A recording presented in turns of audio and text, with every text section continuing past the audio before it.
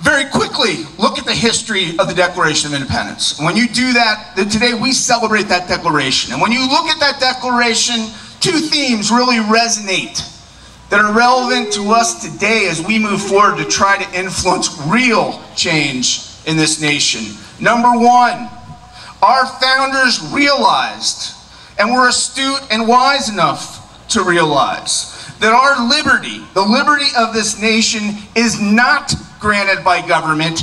We are endowed by our Creator with liberty. It is a God-given right. No government can strip that liberty from us.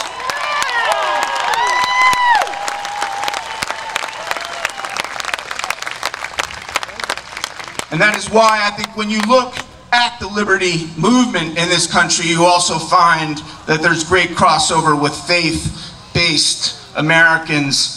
And that's why, in my view, that connectivity exists. It always must exist, because that is the true power that drives the force of American liberty in this nation today. They don't have that luxury. They cross out Christian signs before speeches. They seek to eradicate God from public discourse. We don't do that. We do it because we know, as our founders knew, that that is the connectivity that bridges the gap between us and our striving for American liberty and the God-granted liberty that we are afforded.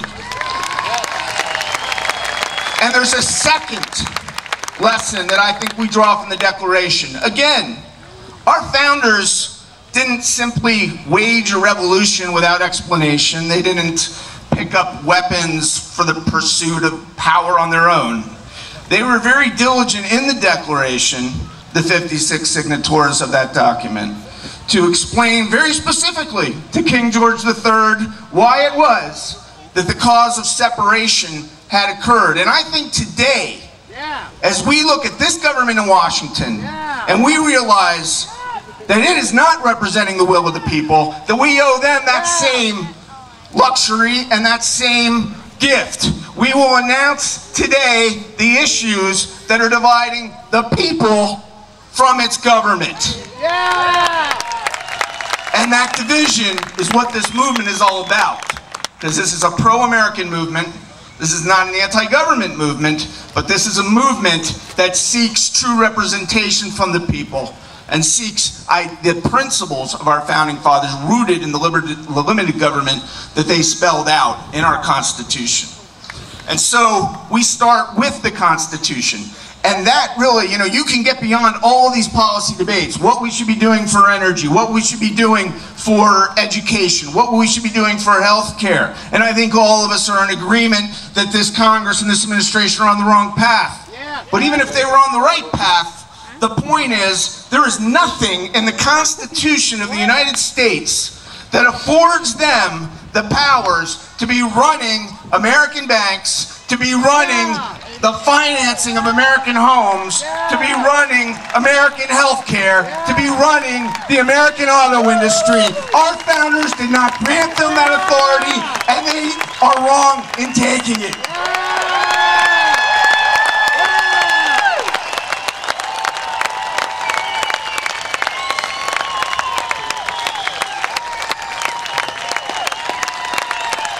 And we stand up today, and this crowd of thousands today stands and sends that message to Washington. That is not your business. That is the business of the people. Mr. Obama talks, as he did in this campaign, of creating jobs. We send the message to Washington. Mr. Obama, you do not create jobs. The American people create jobs. American private sector creates jobs. That is where our support and our loyalty must lie, with the people.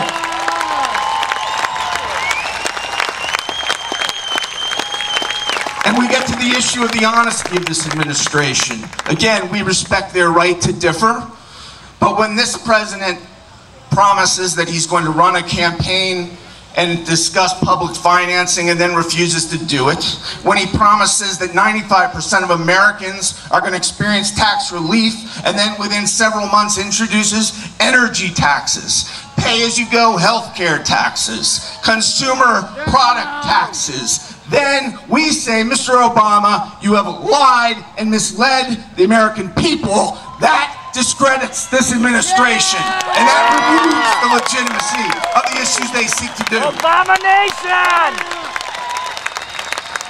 Kick the bum out!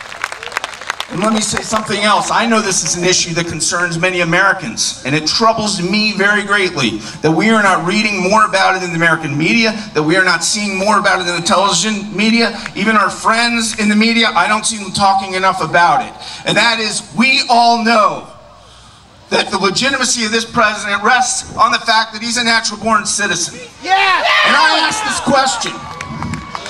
If Mr. Obama was born, as he contends he is, and I give him the benefit of the doubt that he was born in a hospital in Honolulu, why do you spend tens and hundreds of thousands of dollars filing protective and privacy motions to avoid releasing the documents that would validate this administration? Mr. Obama, release the birth certificate. Mr. Obama, release the hospital records. Put this issue to rest. We don't seek to undermine the legitimacy of this administration. It's doing it itself. Mr. Obama, respond to these suits, release the information. Let us move forward as Americans. There's no innocuous explanation that I can think of as to why an administration and a politically savvy individual like this man would be doing the things that he's doing. And our American media needs to be holding the president accountable to his constitutional eligibility to hold the position to which he has been elected.